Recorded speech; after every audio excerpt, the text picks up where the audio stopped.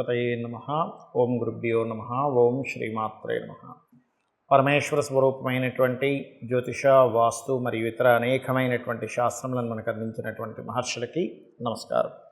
హయగ్రీవ హయగ్రీవ హయగ్రీవేతి యో వదేత్ తస్య నిస్సరతే వాణి జహ్నుకన్యా ప్రవాహవత్. అరుణాం కరుణాతరంగితాక్షీం ధృతపాశాంకుశపుష్పబాణచాపాం అనిమాదివిరావృతాం మయూకైః అహమిత్యేవ విభావయే భవానీం. శ్రీమాత్రే నమః. ప్రేక్షకులకి ఆ లలితాంబిక అమ్మవారి యొక్క అనుగ్రహం పరిపూర్ణంగా కలగాలని మనస్ఫూర్తిగా కోరుకుంటూ మనం ఈరోజు చెప్పుకోబోయేటువంటి టాపిక్ ఏమిటి అంటే, ఇప్పుడు మనకి 1వ తేదీ నుంచి కుజుడు తన ఓన్ హౌస్లోకి ఫైరీ సైన్లోకి వస్తున్నాడు. మరియు శని కుంభరాశిలో ఉండి తన ఓన్ హౌస్ నుంచి కుజుడిని వీక్షిస్తున్నాడు.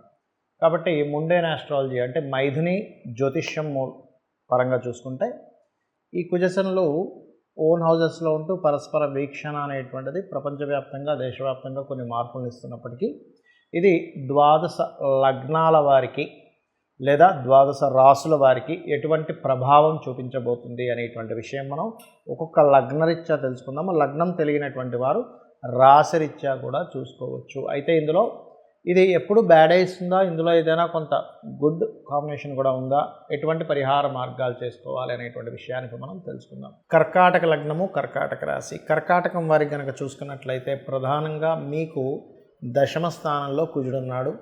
సహజంగానే మీకు అష్టమ శని నడుస్తుంది. సో 8th హౌస్లో ఉండే శని దశమంలో ఉండే కుజుడిని చూస్తున్నాడు. సో దశమం అంటే ఏంటి, మనకి సర్వసాధారణంగా ఇది కనుక చూసుకున్నట్లయితే ఇట్స్ వెరీ క్లియర్, వృత్తి సంబంధించిన దాని మీద చూపిస్తుంది ప్రభావం. అంటే పాజిటివ్ ఫలితాలు ఏమిటి ఇక్కడ, ప్రతి గ్రహము గుర్తుపెట్టుకోండి, 9 ప్లానెట్స్ ఛాయాగ్రహాలు 2 రవితో సహా శుక్రుడు శని వరకు ఉండేటువంటి అన్ని గ్రహాలు మంచి చెడు 2 ఫలితాలు ఇస్తాయి. కేవలం మంచి ఇస్తుంది అనేటువంటిది ఎక్కడా లేదు. ఒక భావాన్ని అది చెడగొడితే ఇంకో భావాన్ని బాగు చేస్తుంది. ఆ రకంగా చూసుకుంటే కర్కాటకం వారికి చేస్తున్నటువంటి ఉద్యోగంలో ఒక పొజిషన్కి వెళ్ళడం జరుగుతుంది. అయితే ఒక పొజిషన్కి వెళ్ళినప్పుడు మనము మన టాలెంట్తో పైకి వస్తాం. కానీ అంతకుముందు అక్కడ ఉండేటువంటి సీనియర్స్ ఎవరైతే జాబ్లో ఉంటారో వాళ్ళకేమవుతుంది, వాళ్ళలో పెద్ద టాలెంట్ లేకపోవడం వల్ల మీకు వచ్చినటువంటి అవకాశాన్ని వాళ్ళు కొంచెం జీర్ణం చేసుకోలేక ఇతనికి లేదా ఈమెకి ఇంత ఎర్లీగా వచ్చి ఇంత పైకి వెళ్తున్నాను కొంత ఈర్ష్యతో కిందకి లాగే ప్రయత్నం చేస్తూ ఉంటారు. ఆ కిందకి లాగేటువంటి ప్రయత్నం జరుగుతుంది. గుర్తుపెట్టుకోండి, కెరియర్లో ఒక పొజిషన్ మీకు రావడము, మీరు వాళ్ళ మీద అజమాయిషీ చేయడం, వాళ్ళకి జీర్ణించుకోలేక కిందకి లాగే ప్రయత్నం చేస్తుంటారు. ఇది ఇట్లాంటివి జరుగుతుంటాయి. పర్టికులర్గా ఇది కుజుడు దశమంలో ఉండి శని దృష్టి ఉన్నప్పుడు. అట్లాగే మరొక విషయం ఏంటంటే, మీ యొక్క జీవిత భాగస్వామికి కూడా జాబ్స్ రావడం ఇటువంటి యోగాన్ని ఇస్తుంది ఈ కాంబినేషన్ కర్కాటకం వారికి. అలాగే మరొక విషయం ఏంటంటే, ఈ దశమంలో కుజుడు నుండి శని దృష్టి ఉన్నందుకు కొంచెం మోకాళ్ళకి సంబంధించిన రావడము, లేకపోతే కాళ్ళు మండడం ఇట్లాంటివి ఇస్తూ ఉంటుంది. బట్ ఏదేమైనప్పటికీ కూడా దశమంలో కుజుడు శని దృష్టి ఉన్నందుకు చేస్తున్నటువంటి ఉద్యోగంలోనే కొంత ఘర్షణ వాతావరణం, అలాగే క్రియేటివ్ ఫీల్డ్లో ఉండేటువంటి వారికి కొత్త అవకాశాలు రావడం. ఏలినాడు శని నడుస్తుంది కాబట్టి కాస్త ఆంజనేయ స్వామి ఆలయాలకు వెళ్ళడం అది చేస్తూ ఉండండి. గోవుకి క్యారెట్లు, బెల్లము, అదేవిధంగా బీట్రూట్స్ లాంటివి తినిపించండి. అన్ని విధాలా మీకు బాగుంటుంది. ఇక్కడ పర్టికులర్గా ఈ కుజుడు శని ఓన్ హౌస్ అండ్ శని యొక్క దృష్టి, దీంతో పాటు మనకి ఈ సంవత్సరం క్రోధినామ సంవత్సరం అయింది.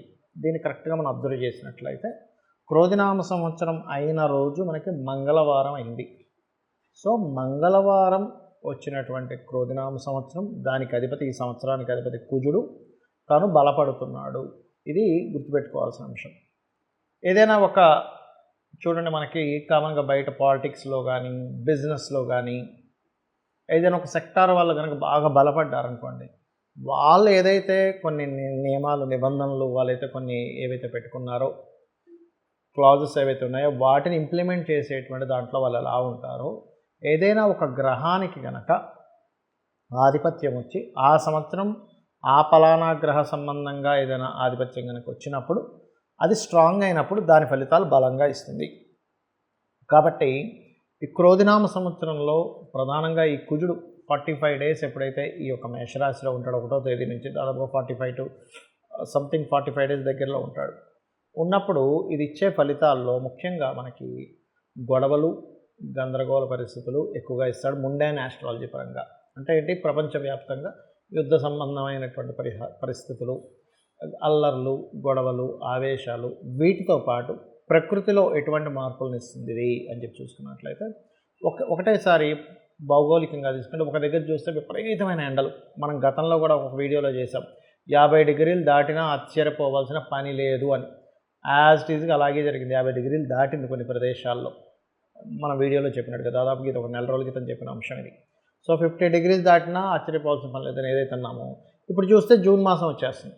సో జూన్ మాసంలో సర్వసాధారణంగా ఎండలు తగ్గి వర్షాలు పడాలి. అయితే ఈ వర్షాలు ఎలా పడతాయి, ప్రకృతి ఎటువంటి మార్పులను ఇస్తుంది అంటే బాగా ఎండ కనిపిస్తున్నట్టుగా ఉంటుంది, సడన్గా వర్షం బోహన పడిపోతుంది.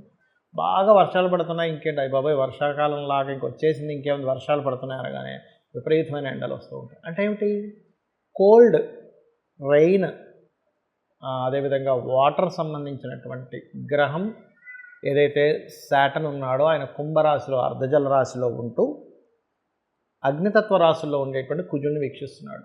సో ఇదేమిటి, ప్రకృతిని శాసిస్తూ ఉంటాయి గ్రహాలు, ప్రకృతిని మారుస్తూ ఉంటాయి, ప్రకృతి పరంగా అనేకమైనటువంటి విషయాలను చెప్తూ ఉంటాయి. అందుకే చూడండి, కృత్తికా నక్షత్రం మీదకి రవి వచ్చినప్పుడు కర్తరి అంటారు, రోహిణి కార్తీ అంటారు. కృత్తికా అంటే ఏమిటి, అగ్నితత్వ గ్రహ రాశుల మీదకి, అగ్నితత్వ నక్షత్రాల మీదకి గ్రహాలు సంచరించేటప్పుడు ఆ ప్రభావం ఉంటుంది. సూర్యుడి యొక్క భానుడి యొక్క ప్రభావం ఎలా ఉంటుందో ఈ గ్రహాలు కూడా ఓన్ హౌజెస్లో ఉన్నప్పుడు ఇటువంటి పరిస్థితులు వస్తూ ఉంటాయి.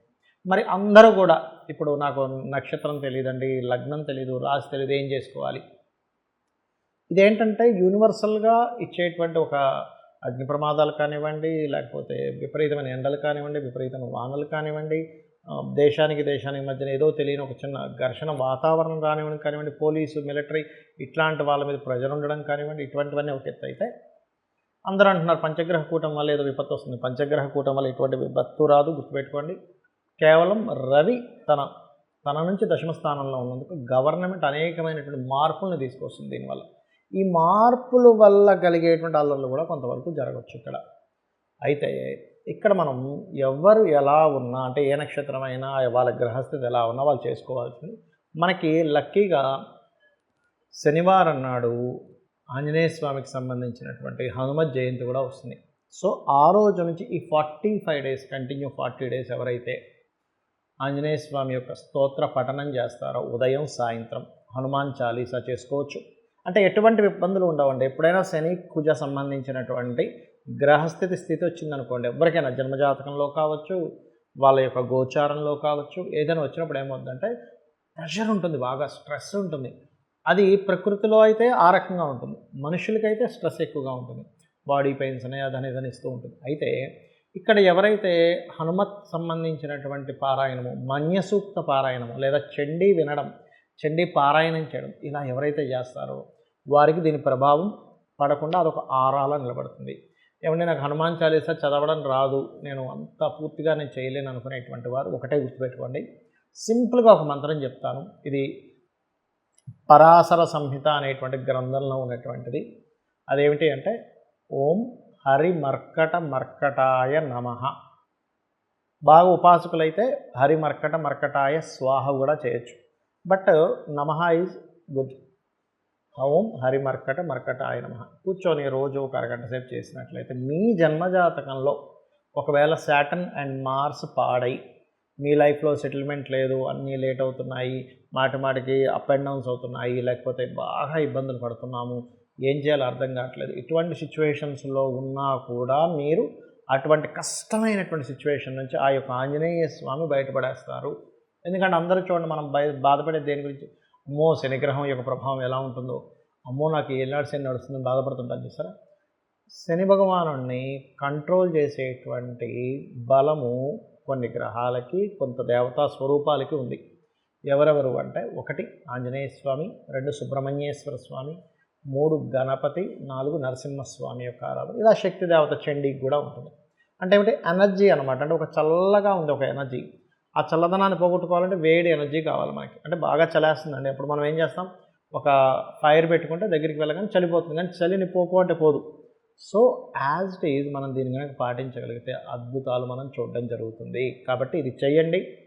ఎటువంటి క్లిష్టమైన పరిస్థితుల నుంచి అయినా మీరు బయటపడడం జరుగుతుంది. కాకపోతే కొంచెం ఈ కుజశనుల వీక్షణ ఉంది కాబట్టి కొద్దిగా ఈ అల్లర్లు ఎక్కువగా జరుగుతాయని, లేకపోతే గతంలో ఎప్పుడైనా చూడండి ఈ బాంబ్ బ్లాస్ట్ లాంటి ఇట్లాంటి ఏదైనా పరిస్థితులు ఉన్నాయని ఏమాత్రం అనుమానం అనిపించినా వాటి జోలికి వెళ్ళకండి. శ్రీమాత్రే నమః.